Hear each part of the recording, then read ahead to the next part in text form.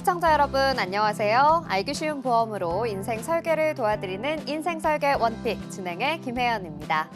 100세 시대를 위한 선택, 살다 보면 겪게 되는 크고 작은 일들을 위한 보험에 대해서 쉽게 알려드리겠습니다. 오늘 인생설계 원픽과 함께 하시면서 하루하루의 생활을 설계해 나가는 방법 찾아가 보시기 바랍니다. 인생설계 원픽 생방송은 유튜브 서울경제TV 검색 후 아래에 나오는 방법을 통해 실시간 스트리밍으로 함께 하실 수 있습니다. 인생설계 원픽에서 제공하는 정보는 전문가들의 조언일 뿐 해당 보험의 가치나 수익률을 보장하지 않는다는 점 기억해 주시고요. 또한 서울경제TV, 서울경제신문은 당사의 브랜드입니다. 서울경제증권TV, 서울경제손실복구팀과는 무관하며 기타 유사 명칭에 주의해 주시기 바랍니다. 그럼 인생 설계 원픽 본격적으로 시작해 보겠습니다. 오늘도 여러분의 인생 설계를 현명하게 도와주실 세 분의 전문가님과 함께합니다. 전문가 여러분 안녕하세요. 네, 반갑습니다. 자, 한 분 한 분 시청자 여러분과 인사 나눠볼 텐데요. 먼저 최진혁 전문가님, 시청자 여러분께 인사 부탁드립니다. 당신의 건강과 재정을 지키는 자금 습관, 보장 분석 전문가 최진혁입니다. 네, 오늘 또 준비해 주신 내용 어떤 내용일지 굉장히 기대가 되는데요. 자, 그럼 이어서 김진경 전문가님도 인사 부탁드립니다. 안녕하세요. 사군 30년 학원 운영, 교육의 장인, 여러분의 가정경제와 금융을 그리고 보험의 꽃으로 불리는 보상과 배상을 책임지고 있는 김진경입니다. 네, 좋습니다. 오늘 또 준비해 주신 내용 기대가 되는데요. 자, 마지막으로 서세연 전문가님 인사 부탁드립니다. 안녕하세요. 나와 가족을 위한 보험 내비게이션 보험심사평가사 서세연입니다. 네, 좋습니다. 오늘 이렇게 세 분의 전문가님과 함께 또 여러분께 유익한 정보 전해드리도록 하겠습니다. 자, 함께 이야기해볼 내용 중에서 첫 번째 주제부터 만나보셔야겠죠? 첫 번째 주제 화면으로 공개합니다.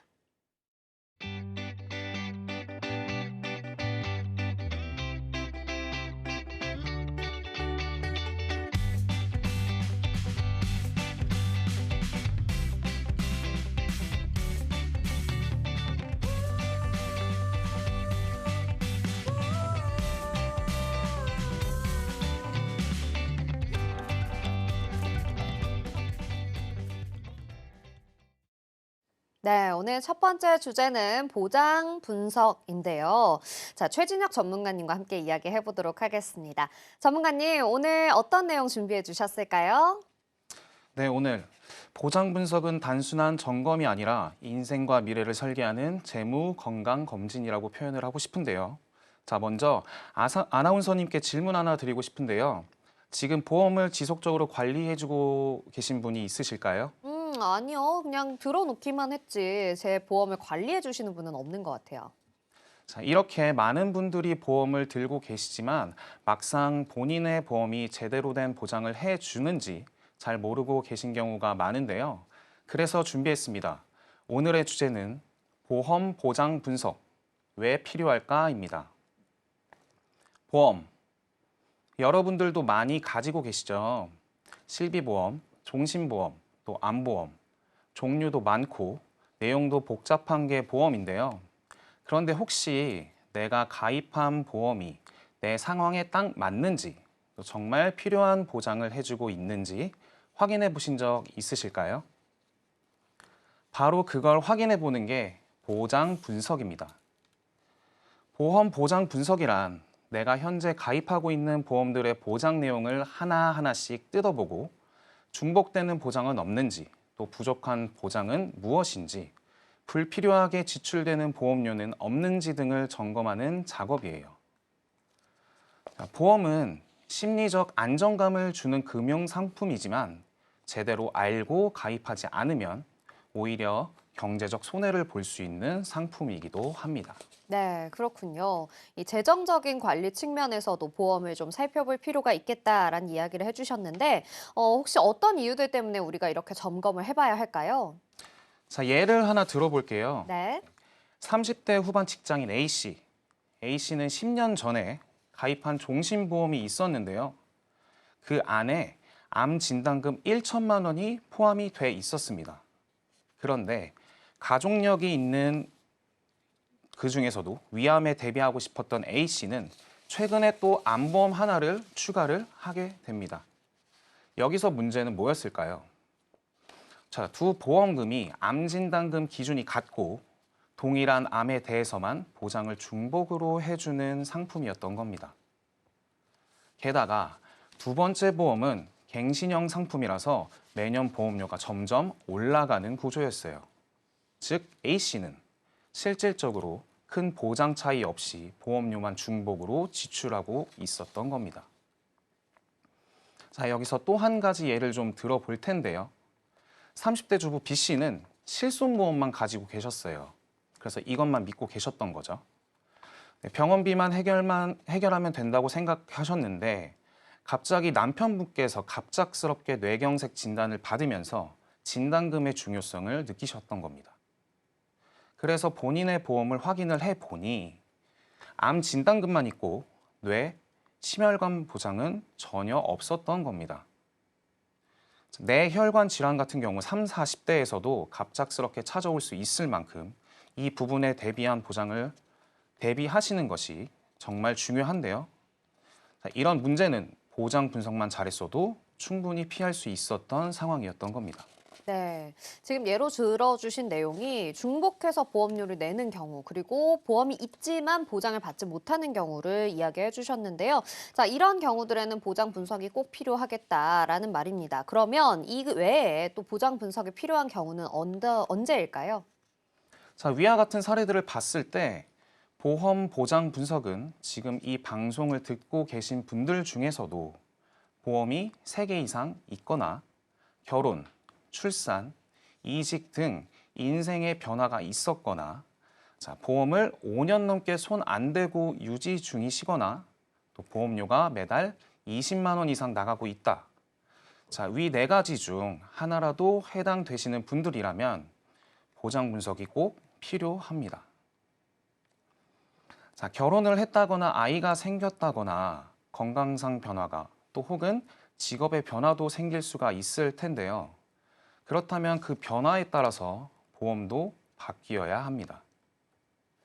보험은 한 번 가입하면 끝이 아니라 지속적으로 관리해야 하는 금융 상품이기 때문입니다. 네, 제 보험도 말씀해주신 4가지에 해당이 되는지 좀 확인을 해봐야겠습니다. 자, 그럼 전문가님, 이 보장 분석을 잘 받는 방법은 없을까요? 자, 그래서 준비를 했습니다. 지금부터 보장 분석 시에 꼭 필요한 포인트들 크게 5가지 정도로 핵심만 정리를 좀 해봤는데요. 자, 메모하실 준비 되셨죠? 먼저 첫 번째로 보장 중복 여부 확인하기입니다. 자, 앞서 말씀드렸던 직장인 A씨의 사례에 해당하는 경우인데요. 같은 보장을 여러 개 들어놓고 보험료만 중복 납부하는 경우 정작 보험금은 1개만 지급되기도 하는데요. 이처럼 돈은 이중으로 나가는데 보장은 중복 안 되는 상황, 속상하죠. 자, 그리고 두 번째, 보장 공백 체크하기입니다. 자료를 보시면 알 수 있듯이 위 사례에서는 실손보험의 보장이 없습니다. 보장 분석을 통해서 부족했던 실손보험의 보장을 대비한 사례로 볼 수 있고 또 옆 항목을 보시면 부족했던 뇌, 심장질환에 대한 수술비 보장 금액을 대비한 사례도 확인을 해 보실 수가 있습니다. 나이가 들수록 필요한 보장이 달라질 수가 있습니다. 20, 30대엔 실손이 중요했다면 또 저축을 위한 상품이 중요했다고 한다면 40, 50대 이후에는 암, 뇌혈관, 심장질환 등의 중증 질환의 보장과 간병인 지원보험 또 재가급여보험 등 나이와 상황에 맞는 보험들이 다르기 때문에 때에 맞는 보장 분석을 통해서 공백을 체크해 주시는 것이 중요합니다. 네, 그렇군요. 이 첫 번째는 중복 여부를 확인하는 것, 그리고 두 번째는 보장 공백에 대해서 확인하는 것을 말씀해 주셨습니다. 자, 그러면 나머지 3번째와 4번째는 또 어떤 게 있을까요? 네, 3번째. 자, 가입 금액과 보장 기간 확인하기인데요. 보장 분석을 받아보시게 된다면 그동안 자신이 가입한 보험들을 확인하게 될 텐데 자, 이 과정에서 보장 기간과 가입 금액을 꼭 확인하고 가셔야 합니다. 또 치료비 대비 너무 적은 보장은 실효성이 떨어질 수가 있습니다. 자, 예를 들면 당장의 암 치료비가 2천만 원이 지출이 되는 상황인데 보장 금액이 1,000만 원 뿐이다. 이런 경우에는 본인 부담금이 더 나가는 상황이기 때문에 부담을 피할 수가 없게 되겠죠. 자, 또 보장 기간도 꼭 확인을 하시면서 부족하다면 채우고 또 과하다면 덜어버릴 수가 있어야 하기에 꼭 체크를 하셔야 하는 부분입니다.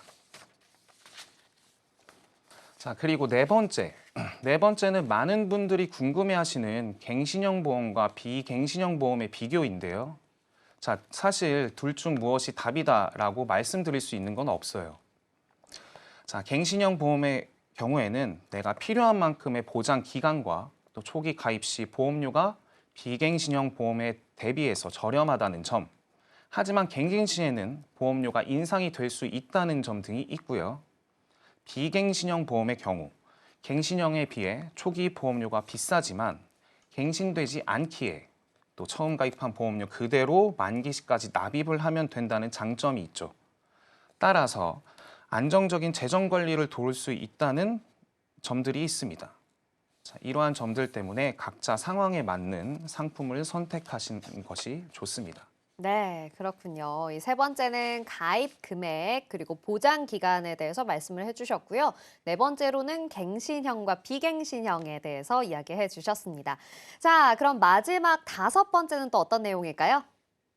네, 마지막으로 다섯 번째는 보험료 최저가입니다.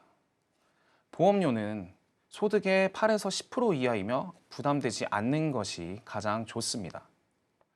보장 분석을 통해서 불필요한 보험을 정리하고 또 꼭 필요한 보장만 남긴다면 보험료를 줄이면서도 보장을 좀 더 탄탄하게 구성을 할 수가 있습니다. 이 역시 향후의 안정적인 재정 관리를 도울 수 있게 되겠죠. 자, 이 외에도 실손보험이 최신 버전인지 또 운전자 보험은 사고 처리 지원이 되는지 등등 확인해야 해봐야 될 게 많습니다. 자, 그래서 1, 2년에 한 번 정도는 전문가의 도움을 꼭 받아보시거나 가지고 계신 보험증권 등을 확인을 해보시면서 스스로 체크리스트를 만들고 점검을 해보시는 걸 추천드립니다. 네. 체크해야 할 핵심 내용들 잘 들어봤습니다. 자, 그럼 전문가님, 이 다섯 가지 내용 좀 정리해 주시면서요. 마지막으로 우리 시청자분들을 위해서 꼭 주의해야 할 사항도 짚어주시죠. 네, 앞서 소개해드렸던 것 외에 또 주의해야 할 점들은 보장 분석 시 만나보시게 될 전문가가 단순하게 상품 판매가 목적이 아니라 진짜로 내 상황을 고려한 분석인지 확인하는 게 중요합니다. 자, 과잉 가입을 권유하지 않는지, 또 리모델링 할 때 불리한 해지 조건은 없는지, 또 객관적인 데이터를 근거로 설명을 하는지, 이런 기준을 잘 따져보셔야 현명하고 효율적인 보장 분석 상담을 받아보실 수가 있습니다. 보험은 보장받기 위해 드는 비용입니다. 또 보험은 든든한 안전망이 될 수도 있지만 제대로 관리하지 않으면 무용지물이 될 수도 있습니다. 오늘 방송을 통해서 내 보험 지금 괜찮은 걸까 하고 한 번쯤 생각을 해보셨다면 이제는 직접 점검을 해보실 차례입니다. 보험은 우리가 아프거나 사고를 당했을 때 가장 든든한 버팀목이 되어주는 존재인데요. 하지만 무조건 많이 들었다고 해서 좋은 건 아닙니다. 내 삶에 꼭 필요한 보장을 또 제대로 효율적으로 갖추는 것이 중요하기 때문이죠. 그 첫걸음이 바로 오늘 소개해드린 보장 분석입니다. 여러분도 이번 기회에 내 보험을 한번 정리해 보시는 건 어떨까요? 자, 내가 어떤 보험을 들었는지 들여다보는 것만으로도 큰 변화가 시작됩니다. 네, 좋습니다. 오늘 소개해드린 정보는 시청자 여러분들의 투자 판단을 위한 조언일 뿐이라는 점 기억해 주시고요. 지혜롭게 활용해 보시기 바랍니다. 함께 이야기해본 내용 화면으로 정리해 보겠습니다.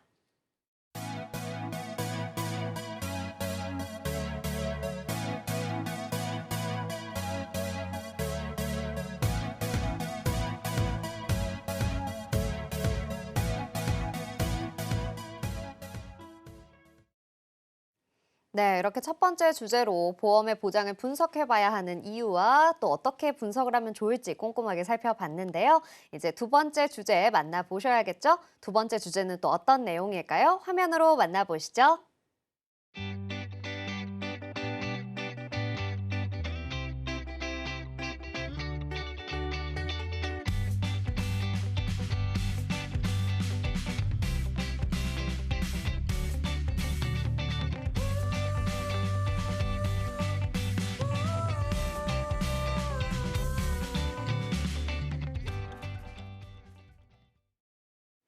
네, 오늘의 두 번째 주제는 바로 운전자 보험입니다. 운전을 하시는 분들이라면 꼭 챙겨보셔야 할 내용일 텐데요.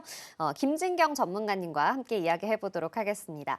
전문가님, 오늘 또 어떤 내용 준비해 주셨을까요?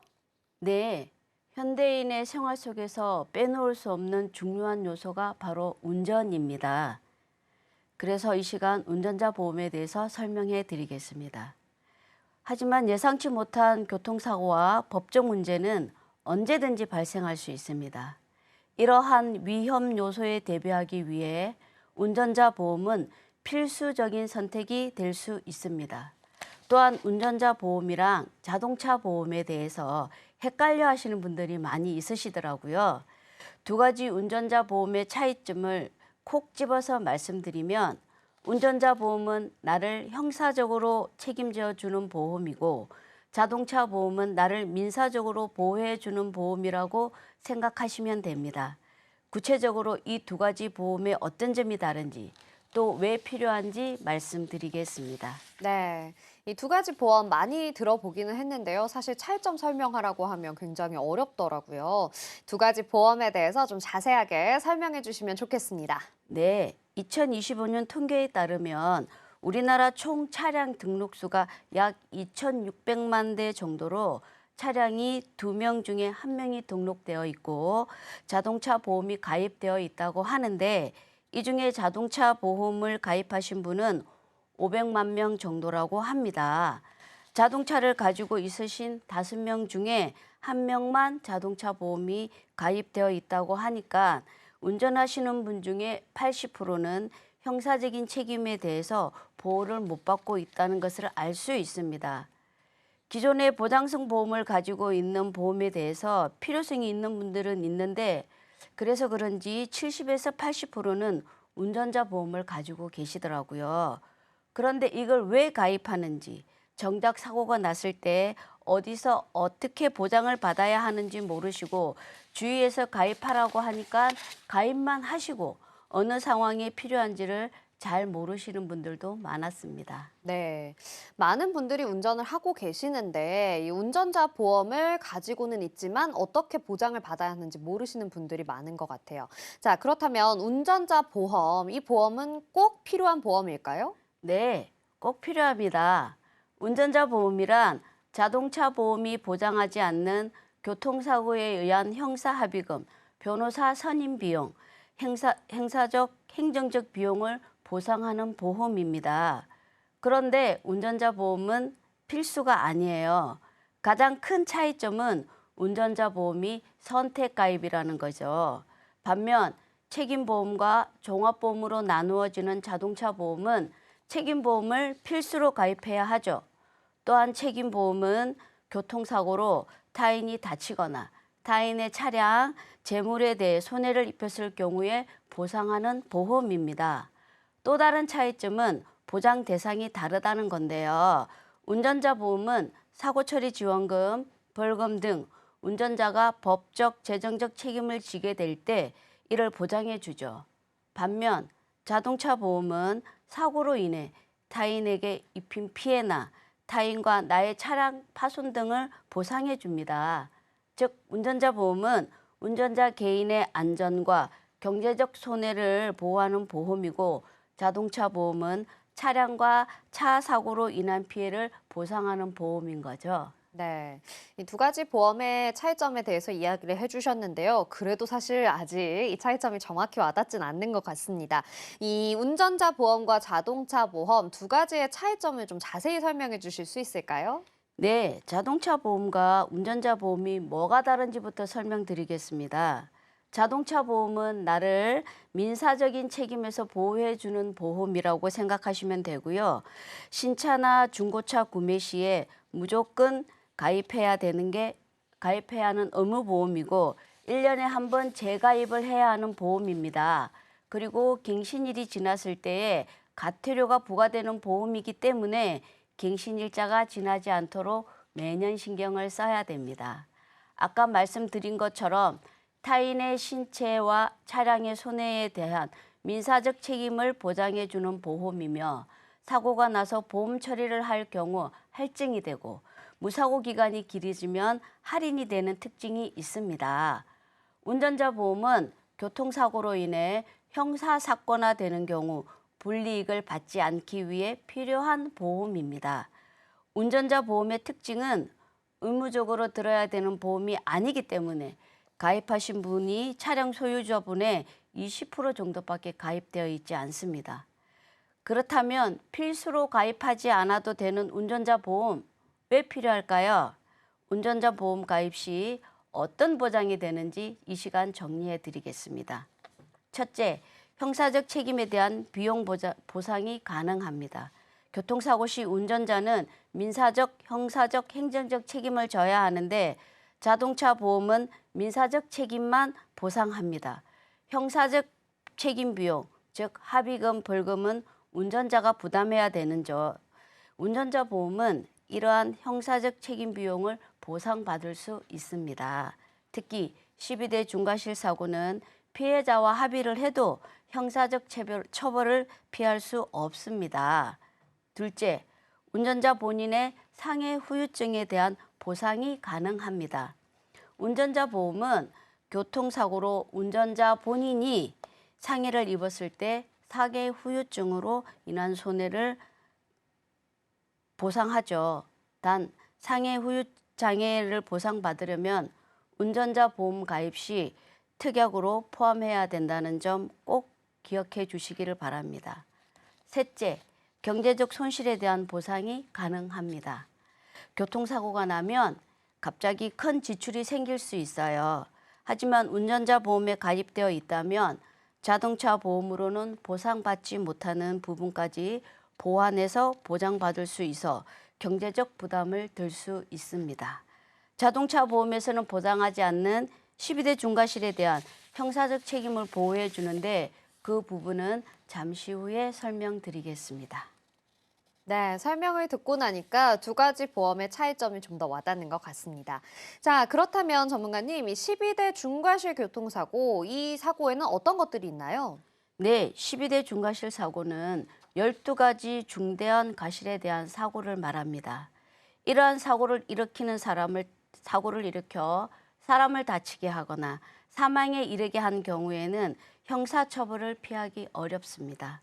무면허 또는 음주, 약물 운전으로 인해 사고가 발생할 경우에는 위법에 대해 보험사의 면책 조항에 해당하기 때문에 운전자 보험의 형사합의금, 변호사 선임 비용 등 주요 특약을 보상받을 수 없어 대부분의 피해를 직접 부담해야 할 수도 있습니다. 또한 횡단보도에서의 사고, 특히 우회전할 때 사고가 나는 경우는 거의 운전자 책임이 되기 때문에 우회전 횡단보도 사고를 조심해야 됩니다. 그리고 운전자들이 가장 조심해야 하는 게 민식이법이 적용되는 어린이 보호구역에서의 사고입니다.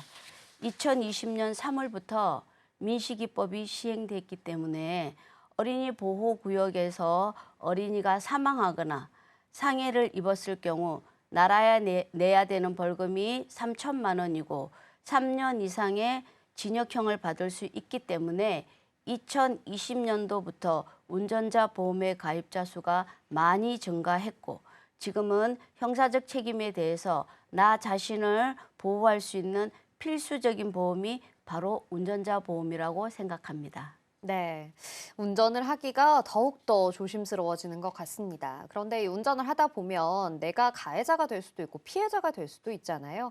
이럴 때 나를 좀 보장할 수 있게 해주는 게 바로 운전자 보험이라는 이야기인데요. 그럼 전문가님, 이 자동차 보험은 차에 가입을 하는 거고 운전자 보험은 나를 보장해주는 보험인가요? 네, 그게 가장 큰 차이점입니다. 자동차 보험은 해당 차량을 따라다니면서 보상을 해주는 거고, 운전자 보험은 나를 따라다니면서 보상을 해준다고 생각하시면 됩니다.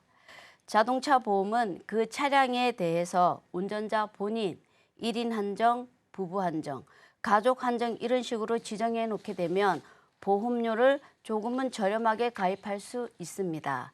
하지만 운전자 보험은 가입하면 내가 어떤 차량을 운전하든 간에 보장을 받을 수 있습니다. 내 명의의 차량뿐 아니라 친구나 지인의 차량, 회사 차량, 부모님 차량 명의에 상관없이 내가 운전을 하다가 사고가 나면 보상받을 수 있습니다.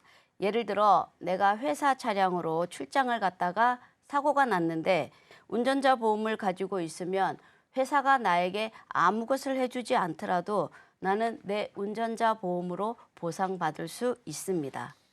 아직 구분이 어려운 분들을 위해 보험료 예시를 들어드리겠습니다.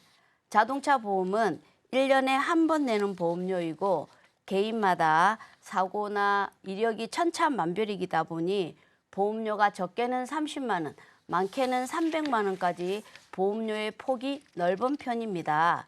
반면에 운전자 보험은 매월 납입하는 금액이고 운전자 보험 특약만 넣게 되면 영업용은 3만 원, 비영업용은 1만 원대로 가능합니다. 네. 이 보험료를 말씀해 주시니까 내가 내고 있는 금액이 어떤 보험인지 확실하게 구분이 되는 것 같습니다. 그런데 주변에 운전자 보험 얼마나 내세요 하고 여쭤보면 어떤 분은 뭐 10,000원부터 5만 원, 10만 원까지 가격이 정말 천차만별이더라고요. 많이 내고 계시는 분들은 더 좋은 혜택을 받는 건가요? 네, 아주 좋은 질문을 해주셨는데요. 운전자 보험 내 거는 5만 원이다, 10만 원짜리다 자랑하시는 분들이 있더라고요. 이건 자랑할 일이 아니라 잘 모르셔서 불필요한 보험료를 내시는 거라고 볼 수 있습니다. 아나운서님, 혹시 적립금이라고 들어보셨는지요? 네, 들어봤습니다. 네, 은행으로 따지면 저축의 개념이라고 보시면 됩니다. 제가 앞서 운전자 특약은 영업용은 3만 원, 자가용은 1만 원이라고 말씀드렸는데 이 이상을 초과하는 금액은 운전자 보장이 아닌 적립금으로 채워져 있다고 보시면 됩니다. 특히 내 운전자 보험이 보험료가 11,532원 이런 식으로 1원짜리까지 책정되어 있지 않다면 2만 원, 3만 원, 5만 원 이렇게 끝자리가 1,000단위, 만 단위로 책정되어 있으면 적립금이 있다 생각하시면 됩니다. 따라서 굳이 적립금을 넣어서 보험료를 많이 내시는 것보다는 본인에게 필요한 보장을 보강하시고 목돈을 모으고 싶으신 분들은 저축 상품에 가입하시는 것이 훨씬 현명한 선택이라고 말씀드립니다. 네, 그렇군요. 결국 많이 낸다고 해서 무조건 좋은 것만은 아니구나라는 생각이 들었습니다. 자, 그러면 전문가님, 이 운전자 보험은 한 번 가입하고 나서 쭉 유지를 하면 되는 건가요? 아닙니다. 운전자 보험은 가장 관리가 필요한 보험 중에 하나입니다. 왜냐하면 운전자 보험을 가입하고 보통 2년이 정도가 지나면 보장 한도가 크게 늘어나거나 약관이나 보장 내용이 업그레이드 됩니다. 예를 들어 2020년 3월에 민식이법이 시행되어 운전자 보험의 필요성이 굉장히 커졌습니다. 사실 이 법 때문에 보험회사는 20년도부터 운전자 보험의 판매량이 급격하게 늘어났습니다. 12대 중과실 중에 민식이법, 즉 스쿨존에 대해서 조금 자세히 살펴보면 어린이 보호구역에서의 규정 속도인 30km를 초과해서 13세 미만의 어린이를 사망, 사실 여기서 사망사고는 드물지만 다치기만 해도 형사처벌의 대상이 된다는 것 주목해야 할 부분입니다. 20년도 이전에 가입하셨던 분들은 스쿨존 사고에 대한 보장이 없거나 굉장히 적은데 보험료는 그때나 지금이나 변함없습니다. 2015년 운전자 보험을 보시면 교통사고 처리 지원금이 당시에는 3천만 원이었는데 보험료는 16,700원 정도였습니다. 현재 제가 가지고 있는 운전자 보험은 2억을 보장하는데도 월 보험료는 오히려 저렴합니다. 보장 금액이 약 7배 정도 증액이 되었는데도 보험료가 그대로이거나 저렴한 것이 운전자 보험의 특징입니다. 제가 추천드리는 주기는 약 2년에서 3년 정도마다 교체해 주시는 것이 좋고, 중요 내용이 업그레이드 되었거나 보장 한도가 확대될 때에는 연락을 드려서 설명을 드리는 편입니다. 아나운서님, 혹시 비탑승 중 사고란 단어 들어보셨는지요? 네, 들어봤습니다. 이것도 굉장히 중요한 내용이던데요. 네, 약 5개월 전에 비탑승 중 사고라 해서 한문철 변호사가 의견을 제시해 보험사가 약관을 개정한 내용입니다. 경사로에 주차를 하고 나섰는데 차량이 오래된 경우 브레이크나 파킹 기어의 힘이 약하거나 혹은 실수로 잘 체결되지 않아 경사로 아래로 내려와서 인명피해가 종종 발생합니다.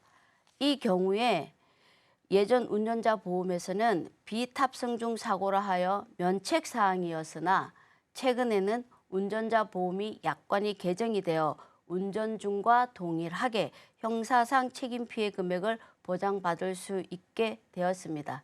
즉, 보험은 옛날 보험이 좋다는 말이 있는데 운전자 보험만큼은 전혀 해당하지 않고 오히려 옛날 운전자 보험을 가지고 계신 경우 보험료는 똑같이 내는데 억울하게 보장받지 못하는 경우가 있을 수 있으니 운전자 보험을 가입하신 지 만 3년이 경과됐다면 반드시 리모델링을 하셔서 같은 보험료로 최대의 보장을 받을 수 있으시길 바랍니다. 네, 저도 운전자 보험 가입한 지 꽤 된 것 같은데 이참에 다시 한번 확인을 해봐야겠습니다. 우리 시청자 여러분들도 적립금은 빼고 또 비탑승 중 사고까지 보장이 되는지 확인해 보시면 좋겠고요. 마지막으로 주의해야 할 점이 하나 더 있다고요, 전문가님? 네, 이제 다들 운전자 보험증권 찾고 계시죠? 만약 분실을 하셨을 경우에는 고객센터로 전화하셔서 이메일이나 팩스나 우편으로 재발송 가능하니 참고하시고요. 정권을 꺼내봤더니 적립금은 0원인데 보험료가 2만 원대, 3만 원대이신 분들도 계실 겁니다. 이런 분들은 운전자의 상해 특약이 들어가 있는 상태인데요. 먼저 운전자 특약이 뭔지 설명드리겠습니다. 형사사건의 특성상 재판과 형량이 있다는 것을 기억하시면 이해가 편할 것 같습니다. 교통사고 처리 지원금은 사고 피해자에 대한 합의금, 현재 최고한도 2억이고 경찰 조사 단계에서부터 사용할 수 있는 변호사 선임 비용은 5천만 원, 그리고 재판 시 벌금형 대인은 3천만 원 이하, 대물은 500만 원 이하로 법정 최고 한도가 적용되어 있습니다. 이를 제외한 모든 것은 상해특약인데 보통 상해특약은 20년 납 100세 만기 이런 식으로 내 종합보험에 넣는 경우가 대부분입니다. 물론 필요에 따라서 운전자에 추가할 수도 있고 내 병력에 따라 종합보험의 상해특약이 심사에서 거절되어 가입이 안 되는 분들이 운전자에 가입 가능하기도 합니다. 하지만 이럴 경우를 제외하고는 비갱신형으로 종합보험에 넣기 마련인데요. 그런데 우리가 알아야 할 건 제가 앞서 말씀드린 것처럼 운전자는 2년 주기로 해지 및 신규 가입을 해야 하는 상품인데 상해특약은 운전할 때만 필요한 것이 아니라 평생, 아니 오히려 나이가 들어서 운전 못할 때 더 많이 필요하고 사고율도 높습니다. 대표적으로 골절 진단비 또는 상해 후유장애의 경우 운동하다가 빙판길이나 버스에서 길을 가다가 넘어지셔서 청구하는 경우가 많습니다. 내가 내는 돈에 대해서 가성비 있게 내시려면 20년 납 90세나 20년 납 100세의 보장성 보험에 넣어야 되는데 이렇게 계속해서 해지해야 되는 운전자 보험에 상해특약을 넣게 되면 평생 보험료를 내야 되기 때문에 가성비 떨어지고 필요 없는 돈이 새어나가게 됩니다. 따라서 운전자 보험에는 딱 운전자 특약만 넣어서 월 보험료가 소멸되더라도 아깝지 않게끔 간편하고 저렴하게 가입하시는 것이 현명한 방법입니다. 네, 이 상해 특약의 경우에는 종합보험에 가입하시는 게 훨씬 유리하기 때문에 운전자 보험 구성하실 때 이 부분도 주의하시면 좋겠다라고 이야기해 주셨습니다. 자, 그러면 오늘 이야기해 주신 내용들 우리 한 번 더 정리해서 키포인트가 될 주의점 짚어주실 수 있을까요? 네, 첫째, 자동차 보험과 운전자 보험은 다르다. 둘째, 12대 중과실 사고에는 운전자 보험이 필수다. 셋째, 적립금과 상해특약은 빼고 간편하고 가볍게 가입하라. 넷째, 가입 후 3년이 지났다면 리모델링이 필수입니다. 이렇게 4가지 주의점 꼭 기억해 주시길 바랍니다. 네, 좋습니다. 오늘 소개해드린 정보는 시청자 여러분들의 투자 판단을 위한 조언일 뿐이라는 점 기억해 주시고요. 함께 이야기해본 내용 화면으로 정리해 보겠습니다.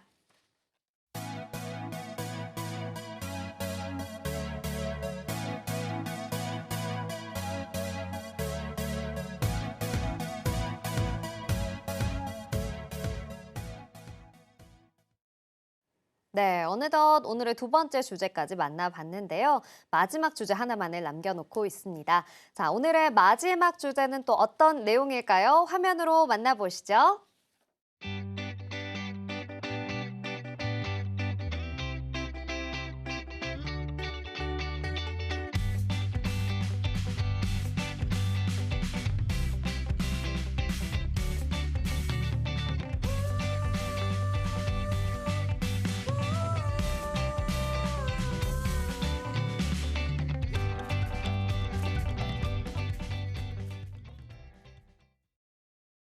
네, 오늘의 마지막 주제는 태아 어린이 보험입니다. 관련해서는 우리 서세연 전문가님과 함께 이야기해 볼 건데요.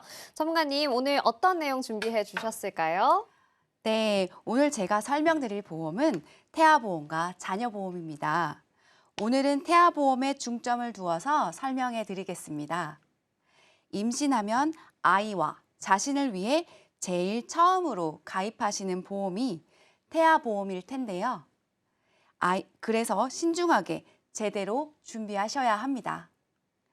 중요한 특약들은 튼튼하게 준비해 놓으시는 게 참 중요한데 저는 먼저 태아보험을 꼭 준비해야 하는 이유 3가지에 대해서 말씀드리겠습니다.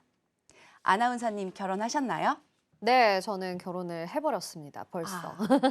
만약 임신하신다면 태아보험 준비가 필수라고 생각하시나요? 필요하지 않을까요? 아이를 위해서라면요. 네, 저는 태아보험 준비가 필수라고 생각하는 이유 3가지가 있습니다. 어떤 내용일까요? 네, 첫째로 현재 임신 출산 나이가 많아지면서 태어날 자녀에게 문제가 생겨 이후 보험이 거절될 수 있는 부분을 들 수 있습니다. 두 번째로 보험은 어릴 때 가장 저렴하면서 큰 보장을 준비할 수 있고요. 세 번째로 자녀가 성장하면서 겪을 수 있는 위험 리스크 보장과 성인이 되었을 때는 납입이 이미 완료되었고 보장은 계속된다는 점을 들 수 있습니다. 이런 이유 3가지로 태아보험은 선택이 아니라 필수적으로 준비하셔야 한다고 생각합니다. 현재 우리나라는 저출산으로 보이시는 표와 같이 22년 이미 여성 1명당 0.78명으로 임신 출산율이 계속 줄어들고 있는 추세지만 태아보험의 관심은 예전보다 많아진 게 사실입니다. 제가 아이를 낳을 때만 해도 태아보험은 필수는 아니었습니다만 요즘 산모님들을 보면 보험은 필수라 생각하시고 먼저 찾아주시는 경우가 더 많아졌습니다. 또한 소아병동에 가보면 생각보다 어린이 중증 환자들이 많은 걸 볼 수 있습니다. 내 자녀가 질병에 걸리지 않으면 좋겠지만 예상치 못하게 병이나 장애 진단을 받는 경우 주변에서도 흔히 볼 수 있었습니다. 어린아이의 경우 가족이 간병할 수밖에 없고 그것도 여의치 않으면 간병인을 고용해야 하는데 고액의 치료도 요하게 됩니다.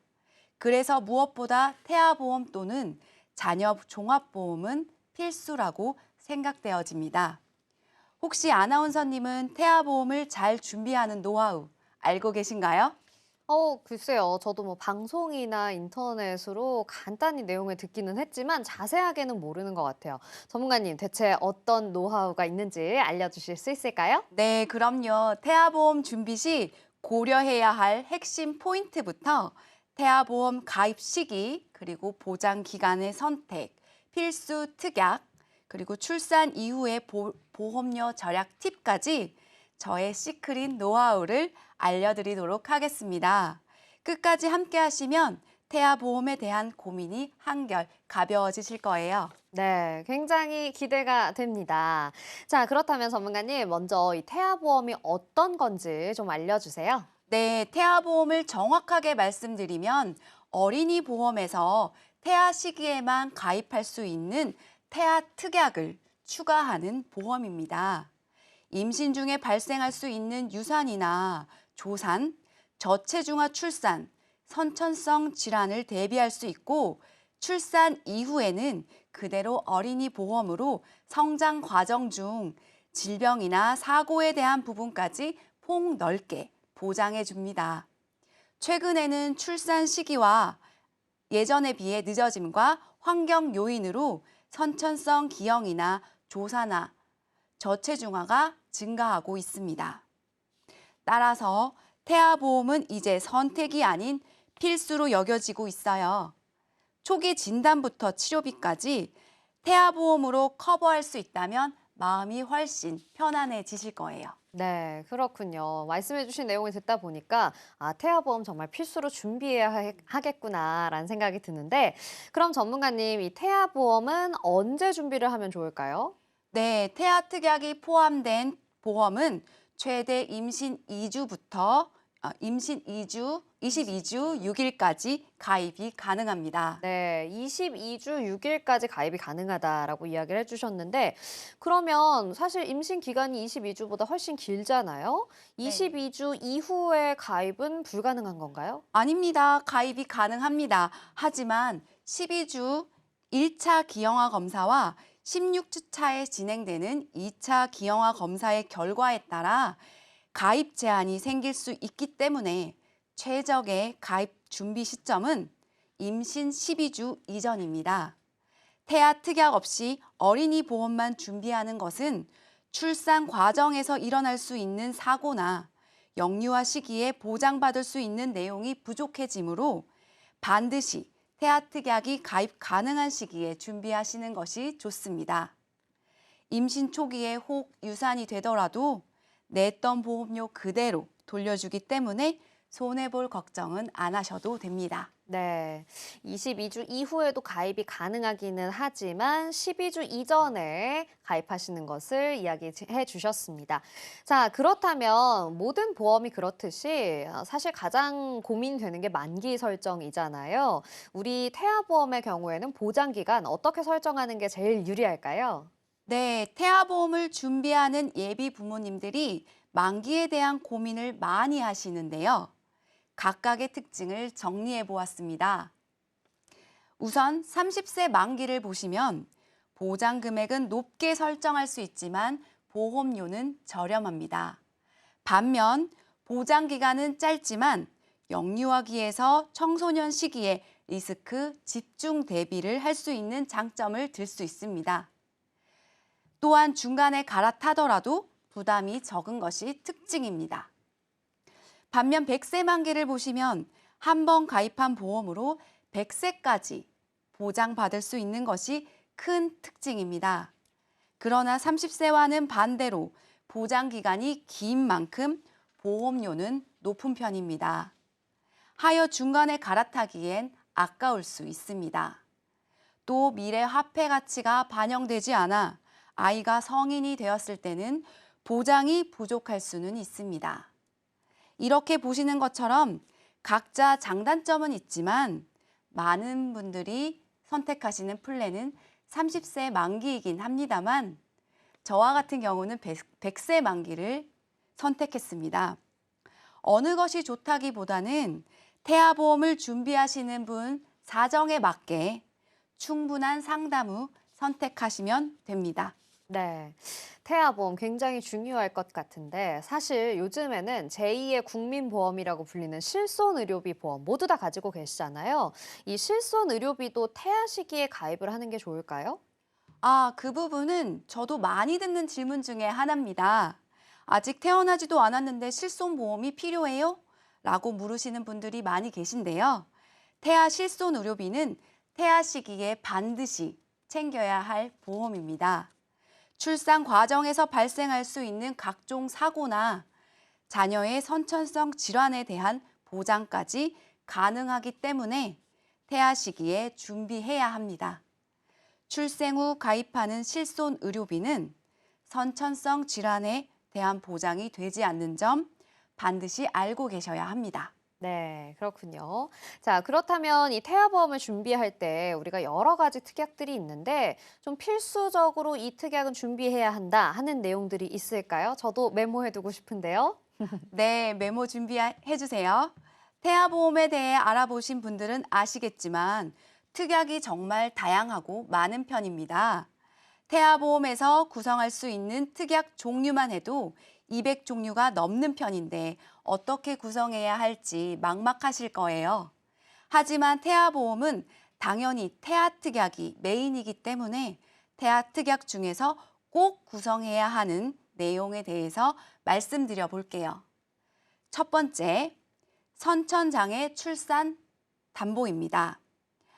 심장이나 뇌, 소화기관 등 선천적인 기형에 대해 보장해 줍니다.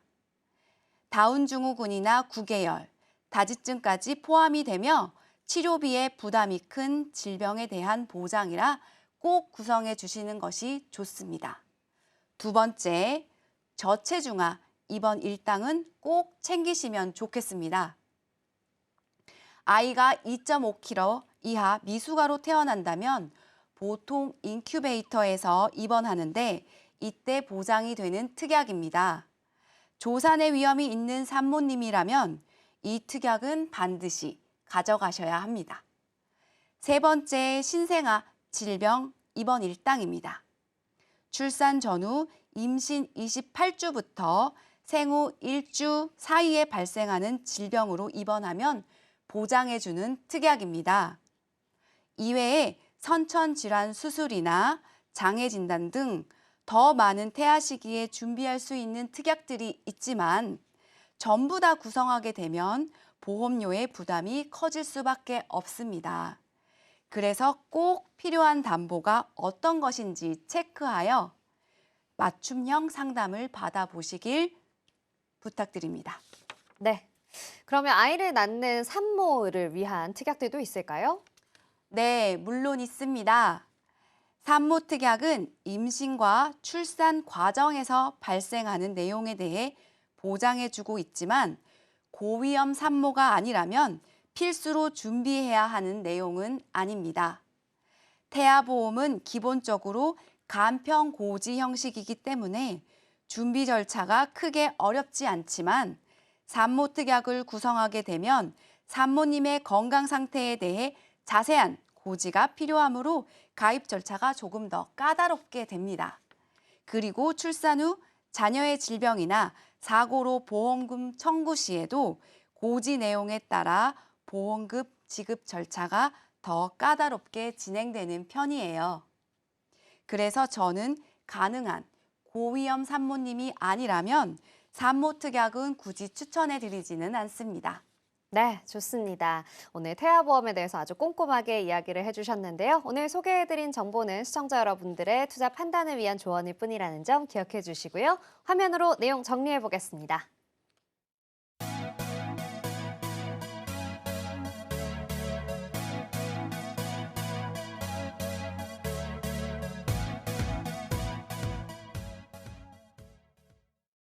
네, 오늘도 이렇게 세 분의 전문가님과 함께 유익한 정보 전해드렸습니다. 인생설계 원픽에서 제공하는 정보는 전문가들의 조언일 뿐 해당 보험의 가치나 수익률을 보장하지 않는다는 점 기억해 주시고요. 오늘 방송은 서울경제TV 홈페이지와 유튜브 채널을 통해 다시 보실 수 있습니다. 인생설계 원픽, 오늘 저희가 준비한 내용은 여기까지입니다. 시청해주신 여러분 고맙습니다.